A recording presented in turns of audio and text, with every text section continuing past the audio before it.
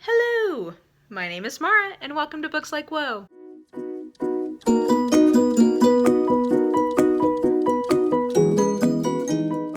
We have reached a nice little stretch of Poirot books here in Project Poirot where all of the next few ones are good. Like, some of them are great and all of them are good. So, like, we have there'll be like a nice positive run here. Not that the last books were bad, but I don't know, it was sort of a mixed bag for the last few, but like starting from today for the next few weeks, like there'll be very positive feelings here on Project Poirot. So if you've never seen one of my Project Poirot videos, I am reading the entirety of the Poirot oeuvre from Agatha Christie in order of publication / chronological order-ish, basically the order in which you can pretty much find them listed on Goodreads. And yeah, we are on, gosh, it's gotta be the 13th or 14th book now.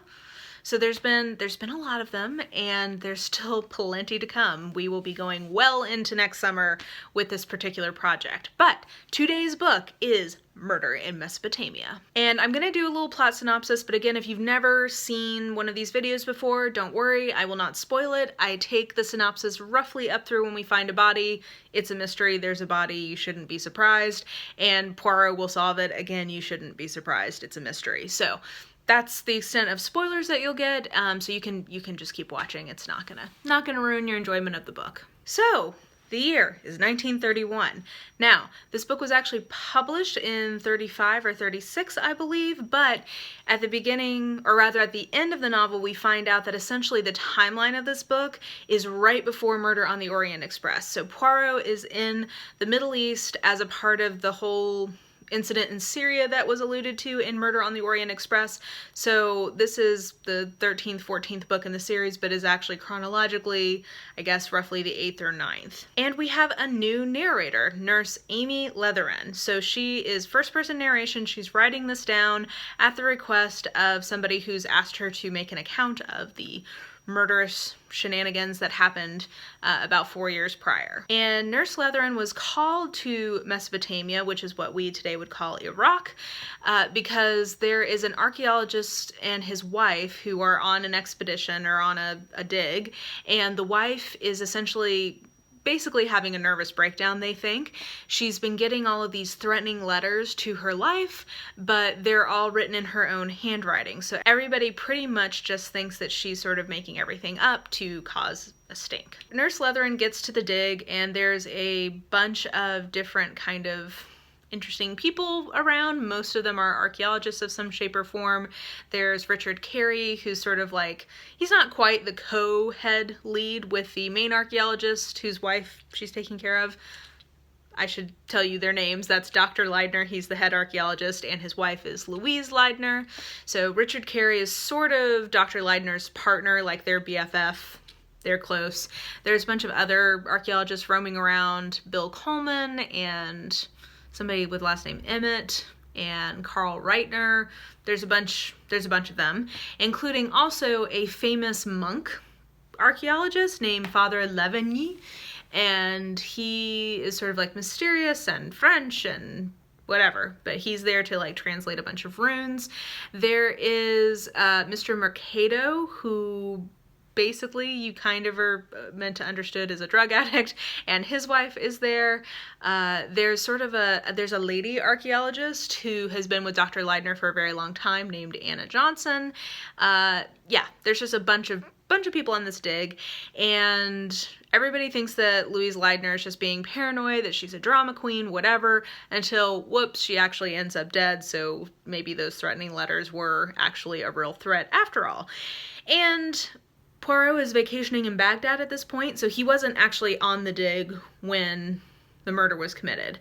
But the British authorities there, I think it's Captain Maitland, they ask if he will come in and start investigating, so that is how he gets involved. And yeah, there's a lot of twists and turns. There's some more bodies that turn up, and yeah, come to find out, Poirot figures out who done it. So I mentioned that I think that this is a really good book, and I do. I think that this is a really good Agatha Christie novel. To me, this is one of the ones I think of as sort of like a classic Agatha Christie novel, not one that's especially famous or distinguished, but just is representative of sort of a typical Christie novel. It has a lot of really interesting, well fleshed out characters. There's a huge emphasis on psychology, which we had talked about in the last video.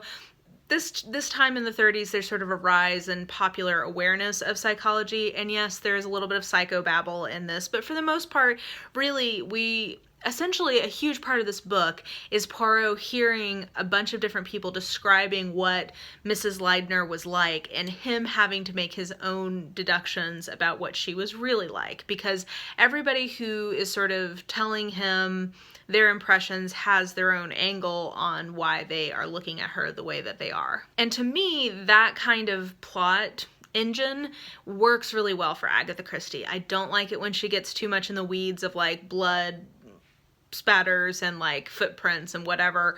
I don't think she does that well with that type of mystery. This is the type of mystery that's much more suited to her strengths, and I think that the ending, while certainly improbable for reasons that I can't get into because I would be spoiling, but if you've read this book, like, there's some real improbabilities regarding people's perceptions that stretch credulity to me, but I think that the book as a whole is so enjoyable that you just sort of roll with it and kind of give it the benefit of the doubt. I also think just the fact that there is a female narrator, like, raises a lot of sort of interesting things in my mind. I don't know how many of these would be interesting to anyone else. I'll just say that throughout history, essentially one of the only ways that women have any real, like, power in terms of being able to teach or influence the narrative of history, etc., is through their own writings. Like, I have a book somewhere around here called In Her Own Words, and it's essentially a source book of all of the, like, a lot of different, like, kind of primary writings from different women in Christian history, for example.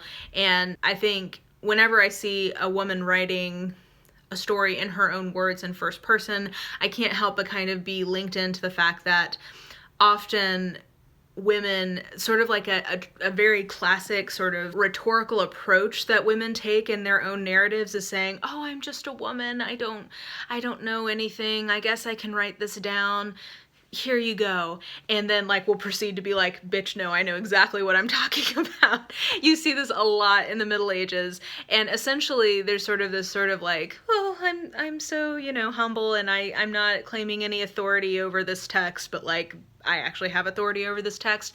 And I definitely see that as something that Nurse Leathern does in her narration style, which is, oh, I'm only writing this because somebody's making me, but here's exactly what happened. And you will also just, if you are curious in these things, this happens a lot in evangelical Christianity starting in the 19th century forward, because there's these very strict gender roles that are being imposed. And so really one of the only ways that women are finding an outlet for their own authority is in writing, and in writing their own experiences, because then they can't be misconstrued as, like, trying to teach, but, like, they're actually trying to teach. So anyway, that whole device made me kind of think about the fact that women are so often silenced, and that whenever we find, like, these little scraps in history of women writing in their own words, it's sort of like gold. And it's just funny how consistent their rhetorical strategies are, because, you know, writing things down is powerful, and you have to, if you're in a context where, you know, the patriarchy is in full effect, you have to be very careful in terms of how you are framing that power that you now have. I also just think that in general, it's always interesting when Agatha Christie takes us to the Middle East. So in her own personal life, she was spending a smooth, like, 4 to 6 months a year in what they called Mesopotamia, we would now call Iraq, because her second husband was a, you know, noted archaeologist in that region. And it does raise, there's some sort of, like, outside of the text things that this raises for us, right? So, like, first is sort of like colonialism, basically, right? So after World War I, the Middle East was partitioned into various protectorates. So, like, the French got some, the English got some, etc. And this is an archaeological dig, and we now, I think, have very mixed feelings about the fact that Northern Europeans came into these areas and, yes, did find a lot of treasures and probably did preserve them better than maybe they would have been otherwise, but also took them out of their country of origin and put them in their own museums. And so, like, that is happening, and I definitely don't think that that's something that the author is consciously bringing to the text, but, like, if you have some historical awareness, that was certainly what I was thinking of during a large part of this, when they would find various things of like, oh, okay, and there's another thing you're taking from a country that doesn't belong to you, like another piece of historical heritage you're just kind of appropriating. Awesome. It also just makes you, it made me think about in general the fact that this period is one where it's sort of the last gasps of colonialism, right? So like the British Empire is a crumbling thing, and all of the sort of like symbolic significance that came with colonialism is definitely on the decline by this point. I also think that, again, if you just have any sort of like awareness of current geopolitical situations, essentially a lot of the unrest in the Mideast dates back to this period, right? Because when the British ultimately pull out and the French ultimately pull out, they divide land up in ways that do not make sense or do not take enough account of existing tribal affiliations with land or pre-existing just like general politics and geopolitics around land. And so, for instance, like I spent some time in Turkey and I met a number of Kurdish people, but the Kurds never got their own chunk of land, right? And this has created a real problem for them ever since, in terms of like basically genocide, because they're from sort of like northern Iraq, eastern Turkey, that part of the world, but they are never the majority in any country that they're in, right? And that's just one example. I mean, like, there's a lot of divvying up of land during this time period, you know, notably Israel, etc., where there's just going to be some real issues that come out of that.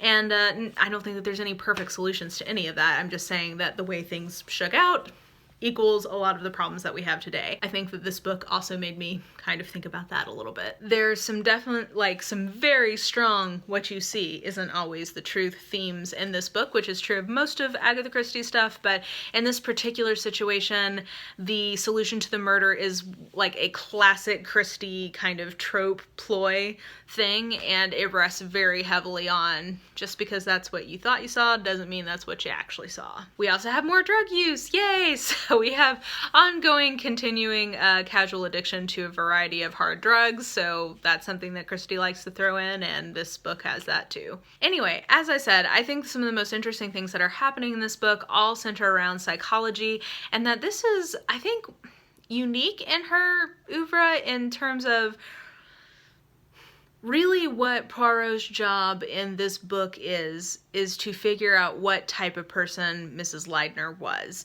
And once he figures that out, it really leads him to understanding a lot of different kind of apparently contradicting facts that he has to play with. So this really is a book very much focused on characters and their psychology, and that's just a kind of Christie book that I enjoy. So in terms of where I would rank this particular book, I would say I probably like it better than The Murder of Roger Ackroyd, which might be a little bit controversial, but yeah, I really enjoy this book a lot. There's a really nice BBC adaptation of it with David Suchet, which is not 100% faithful to the book, but I think is materially faithful to what's going on in the book. So if you have any interest in those, it's on Netflix. You can enjoy it there. So yeah, overall, I just think that this is a good one. This is a book I would feel really comfortable recommending as a place to start with Agatha Christie, because I do think it is a very stereotypical Agatha Christie type book. So another week of Project Poirot is behind us. Next week is Cards on the Table, which, guys, is so good. Can't wait to talk about that with you. So I will see you then. If you've read this book, definitely let me know what you think about it in the comments. And yeah, if you enjoyed this video, please like, subscribe, follow me on the social medias if you are so inclined. I have all of that information listed in the description box below. And yeah, I think that will do it. I hope you guys are having a fantastic week, and I will just talk to you soon. Bye!